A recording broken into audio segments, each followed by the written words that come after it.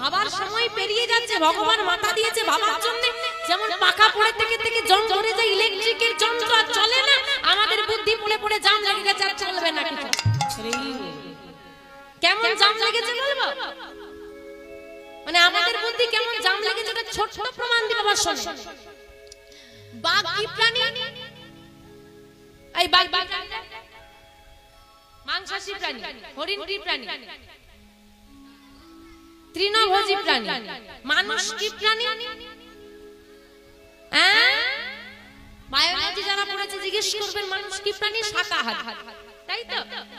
অদ্ভুত একটা বিষয় দেখুন বাবা, যিনি পড়াচ্ছেন শাকাহারী, মাস্টার তো পড়াচ্ছেন মানুষ শাকাহারী পড়াচ্ছে, তো সে নিজে সর্বভুক, তাহলে কি পড়াচ্ছে? তাহলে বুদ্ধিতে জাম জানা আছে। যে ছাত্র লিখছে হ্যাঁ মানুষ শাকাহারী, উত্তর লিখলো ঠিক দিল, যে উত্তর লিখলো সে তারও মাথায় ঢুকছে না ব্যাপারটা কি। যে ঠিক দিচ্ছে তার মাথায় ঢুকছে না ব্যাপারটা। ছোটবেলায় বই পড়ানো হচ্ছে, ছোটবেলায় হিংসা করিও না, মিথ্যে কথা বলিও না পড়ানো হচ্ছে। ওই শিক্ষক মশাইরাই যখন আবার কলেজ লেভেলে যাওয়া হচ্ছে, একটু বড় হচ্ছে, তখন বলছে আমার নোটস কিন্তু কাউকে দিবি না, চাইলেও দিবি না, বলে দিবি না। ব্যাপারটা কোথায় গিয়ে দাঁড়াচ্ছে?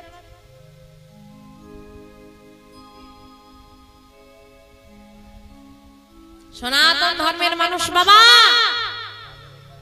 প্রণাম করি আমরা মানুষকে, আমাদের সংস্কৃতি প্রণাম করি। আমরা বিশ্বাস করি সব মানুষের মধ্যে ঈশ্বরের অধিষ্ঠান। এখন বাবা এই প্রণাম করা ছাড়ো, পা লেগে গেল বলে কি বলে মডার্ন হও, অসুবিধা নেই, নিজের সংস্কৃতিকে ভুলে নাও। যুগের সঙ্গে তাল মেলাতে গিয়ে নিজের সংস্কৃতিটাকে মুছে ফেলো না। বলে না আগেকার মানুষ সব কুসংস্কারে বিশ্বাসী, এখন বিজ্ঞানের যুগ, কুসংস্কার কিছুই কুসংস্কার নয়।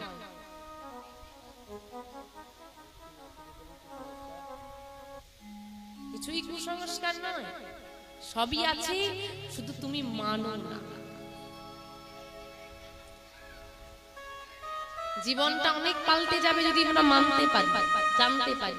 কিন্তু কি করে মানবো জানবো বাবা, জেনেও তো না জানার ভান করে বসে আছে। এই যে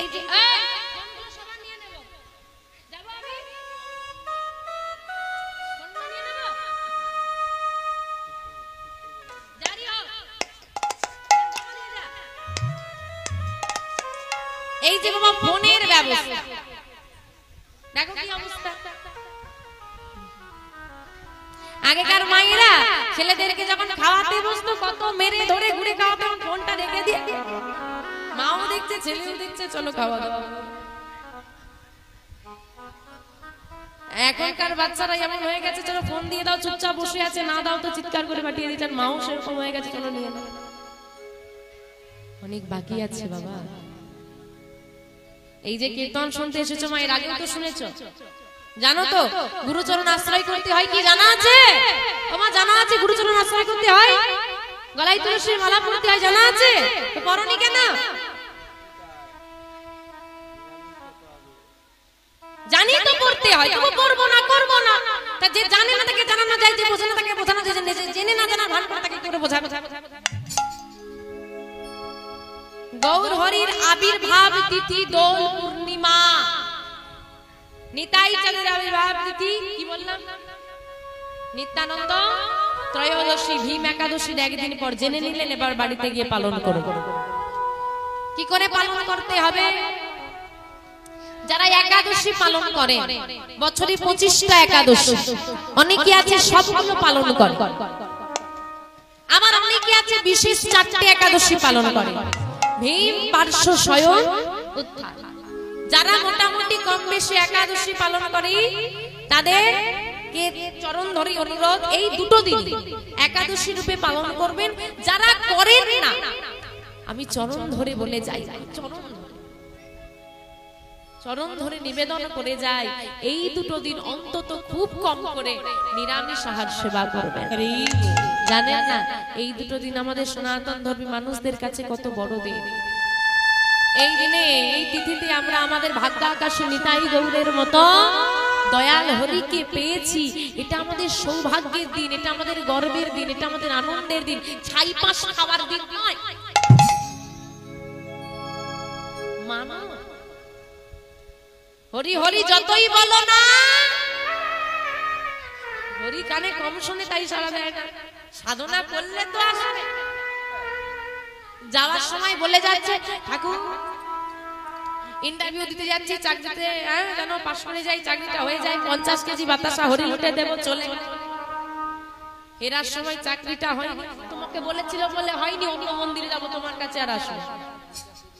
50 কেজি বাতাসার লোভ দেখি 50,000 টাকা চাকরি ছেড়ে নেওয়া। যাকে লোভ দেখাচ্ছ ভাবো কাকে লোভ দেখাচ্ছ। লোভটা তার ওই বাতাসাই নেই, আছে তোমার ভক্তিতে।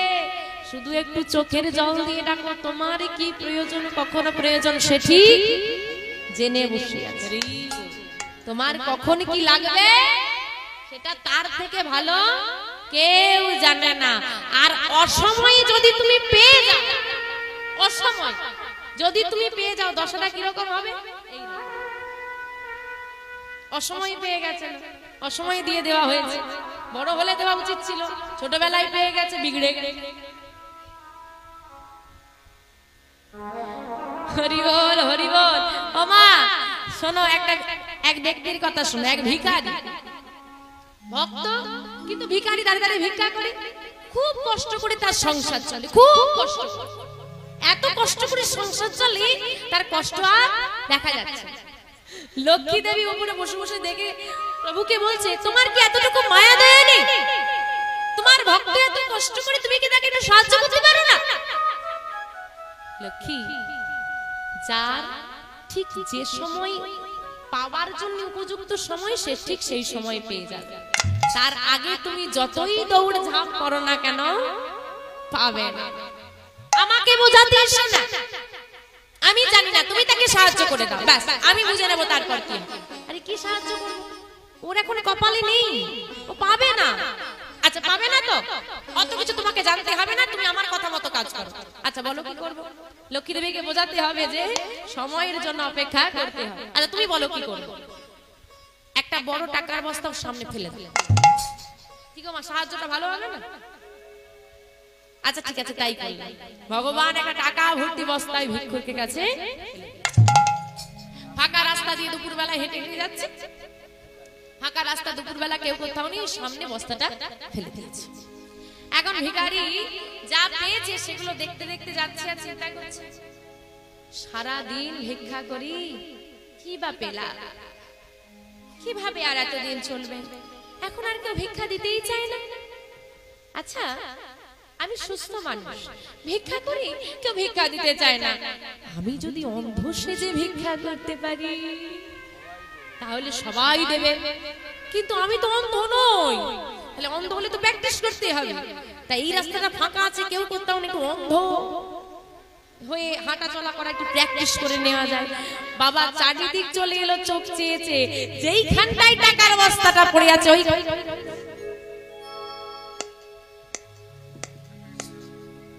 টাকার বস্তার পাশ দিয়ে চলে গেল, তার আর পাওয়া হলো না। নিতাই গৌর হরি হরি। পেছন থেকে যে আসছিল সে তুলে নিয়ে চলে গেল। দেখলে তো লক্ষ্মী, অপেক্ষা করো, ধৈর্য ধরো, এই দাও ওই দাও সেই দাও চেয়ে চেয়ে দুম দুম লাফালে হবে না বাবা।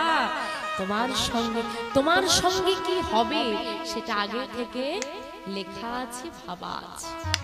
তুমি যা ভাববে ছোট ভাববে, সে যখন ভাবে অনেক মহৎ ভাবে। এটাই গৌর হরি হরি। তার দুটো দিন কিন্তু পালন করতে হবে। তা বাবা দেখতে দেখতে এই যে পদ্মাবতী আর হারাই পণ্ডিতের বহু দিনের সংসার, কিন্তু কোনো সন্তান নেই। হে গোবিন্দ, তোমার সেবার জন্য আমায় একটা সন্তান দিও। ভগবানের কাছে প্রার্থনা করে বহু বছর কেটে গেছে, সন্তান নেই।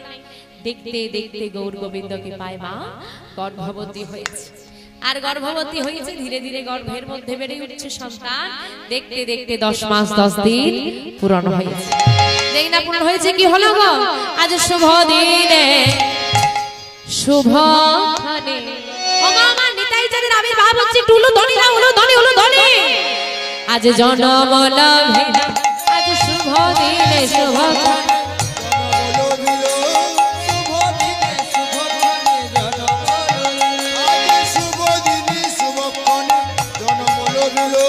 পদ্মাবতী মায়ের কোলে সন্তান আসিল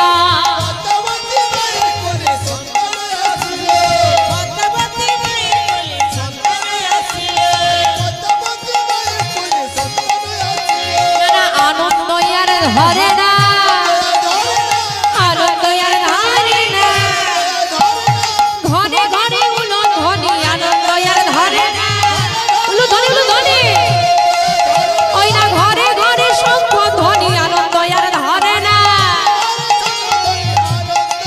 ওই না ঘরে ঘরে হরি ধ্বনি দাই গৌর হরি হরি ঘরে ঘরে উলো ধ্বনি আনন্দ ধরে না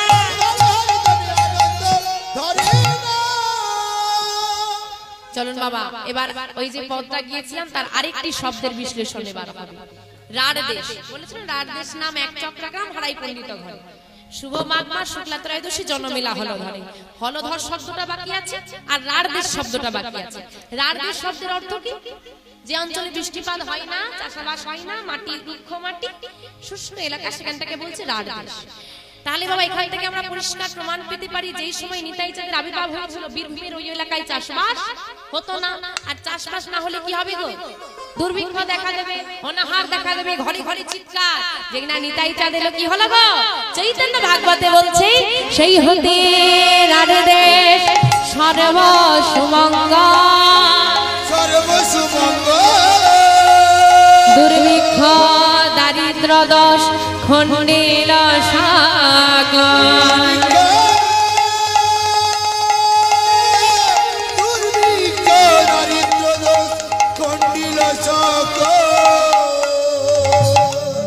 সব দূর হতে শুরু করলো আর দুর্ভিক্ষ নয় ধীরে ধীরে সব দূরে চলে যাচ্ছে চলো সন্তান তো জন্ম হয়ে গেছে এ দিদি পদ্মা দিদির ছেলে হয়েছে দেখতে যাবে ও মা দেখতে যাবে চলো দেখে আসি ও মা কি সুন্দর দেখতে সবাই কার মতো দেখতে গো দেবতাদের মধ্যে সবথেকে সুন্দর দেখতে কাকে গৌর হরিকে দেবতাদের মধ্যে সবথেকে দেখতে সুন্দর কাকে শিব ঠাকুর ই বাবা শ্যাম্পু করে না আমার শিব ঠাকুরকে ভালো দেখতে ভালো জামা কাপড় পরে না ছাই বর্ষ মাকে হ্যাঁ আবার কোমরে একটা বাঘ ঝাল জড়িয়ে রেখেছে যেটা বেল্ট করে পড়ে আছে তার কোনো গ্যারান্টি নাকি নাকি ভালো লাগে তা বলো মা আমা সবথেকে সুন্দর দেখতে কাকে গো হ্যাঁ কৃষ্ণকে পছন্দ বলি হারি গায়ের রংটা দেখো তাও ভালো ভালো কালো তো কালো হোক আহা হা এখন বলছে কালো হোক ভালো আর বিয়ের সময় বলেছিল ছেলে কালো চলবে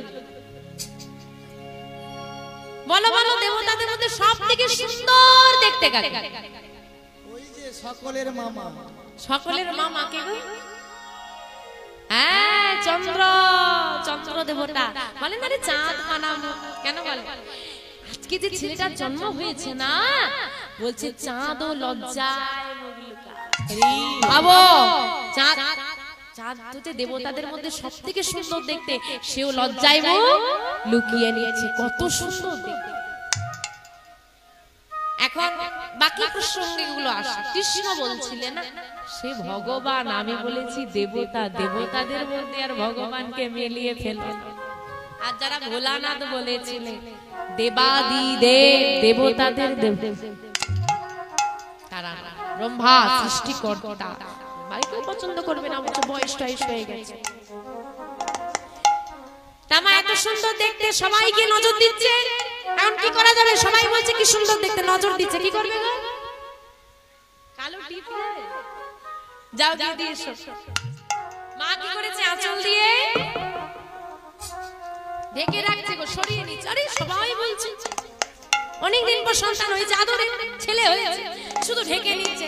পদকারটা এক পাশে দাঁড়িয়ে হাসছে আর বলছে, মা, যে জগৎ জনার দাঁড়ে দাঁড়ে ঘুরবে বলে এলো, তাকে তুমি আঁচল দিয়ে ঢেকে রাখো। তাই গৌর হরি বল। এই হচ্ছে আমার মা। ছেলে যত বড়ই হয়ে যাক না কেন, মায়ের কাছে সে ছোটই আছে। যতই জ্ঞানী হোক না কেন, মায়ের কাছে ছেলে বোকাই আছে। সব কাজে ছেলে ভালো, সবাই বলে বাবা ছেলেটা কি ভালো, সব কাজ পারে, তবুও মা বলবে ছেলেটা যে কি করবে, এখন হাতে তুলে খেতেই জানে। এই হচ্ছে বাবা। যাই হোক, ছেলে তো হয়েই গেল, না ভালোই হয়েছে, এবার একটা নাম রাখো। সন্টু সন্টু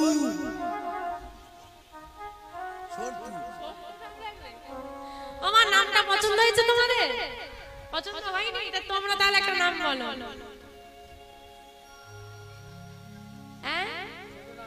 ছোট নাম, ছোট নাম, বড় বড় নাম ডাকতে পারবো না, ছোট ছোট নাম রাখো। শম্ভুনাথ অনেক বড় হয়ে যাচ্ছে, ছোট নাম দাও। পাপাই। পাপা। এখন মানুষ শর্টকাট চায় না বাবা, তাই ছোট ছোট নাম রাখতে হবে। আর শর্টকাট করতে করতে করতে করতে করতে করতে করতে করতে এমন হয়ে গেছে, এখন গোবিন্দের প্রতি প্রণামটা হয়ে দাঁড়িয়েছে। একটু দেখাও, একটু দেখাও, দেখি দেখি ওদিক থেকে কেউ একটু দেখাও, আমার একটু শর্টকাট প্রণামটা দেখাও। করতে যখন লজ্জা করে না, দেখাতে লজ্জা কিসে? দেখাও।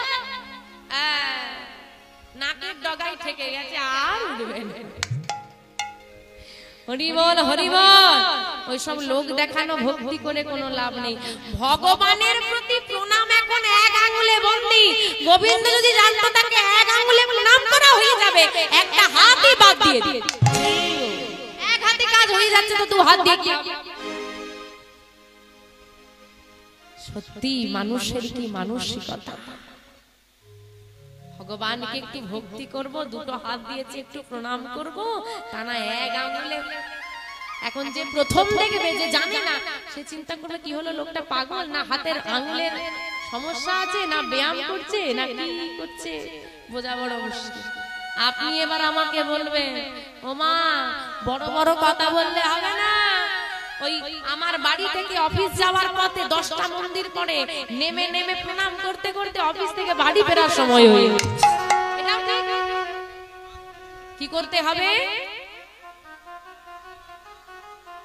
মাথাটা নত কর, ভগবানের কাছে নত স্বীকার করলেই হবে। লোক দেখানো আঙুল দেখলেই লাভ। চলে যাও বৃন্দাবনে, গিয়ে দেখো বৃন্দাবনে যত গাছে ফুল হয়ে আছে, সব মাথাগুলো নিচে দিকে। গাছ মাথা নত করে দিয়েছে, আর তুমি তো মানুষ, তুমি কবে মাথা নিচু করো? বৈষ্ণব দেখিয়া যে বা না নয় মাথা, হাড়ির কোদালে তার কাটা যায় মাথা। কোথায় লেখা আছে? বৈষ্ণব বন্দনায় যত থেকে যত দামি বই পারেন কিনে নিন, দেখান কোথায় লেখা আছে। বৈষ্ণব বন্দনায় লেখা নেই। তাহলে গাই কেন? কোথাও না কোথাও থেকে তো পাওয়া হয়েছে, এমনি এমনি তো পাওয়া যাবে। চাণক্য নাম শুনেছ? কৌটিল্য, অর্থশাস্ত্র যার কৌটিল্য, চাণক্য শ্লোক, চাণক্য নীতি, কৌটিল্য নীতি, বই কিনে নাও পেয়ে তার লেখা। নাম চাণক্য, কূটনীতিবিদ ছিল। আচ্ছা, কূটনীতিবিদ মানে মানুষটা ভালো ভালো নয়, তাই তার নাম হয়ে গেছিল কৌটিল্য। তবুও সে লিখছে, বৈষ্ণব দেখিয়া যে বানানো আয় মাথা, হাড়ির কোদালে তার কাটা যায় মাথা। ভাবা লাগে হৃদয়ে কত বৈষ্ণবের প্রতি ভক্তি থাকলে লাইনটা লেখা যায়। কবে নিচু করবে? আরে মানুষ দেখে তো করি না, হ্যাঁ, ভগবানকে দেখেও করি। তো বাবা, আজকে ছেলেটার নামকরণ করা হবে কি না? যখন আমাদের আদরের সন্তানরা জন্মগ্রহণ করে, আমরা তাদের আদর করে নাম রাখি সোনা, হিরে, মানিক, রতন, তাই তো? আমরা দামি গ্রহরত্নের নামে নামকরণ করি। রতন যেমন মূল্যবান, সন্তানটাও আমার কাছে মূল্যবান। আজকে দামি গ্রহরত্নের নামে আর নাম নয়, এই গ্রহরত্নের যিনি পরিচালক তার নামে নামকরণ করা হবে। কি নাম? গ্রহরত্ন সোনা দানা ধন সম্পত্তির পরিচালক কে?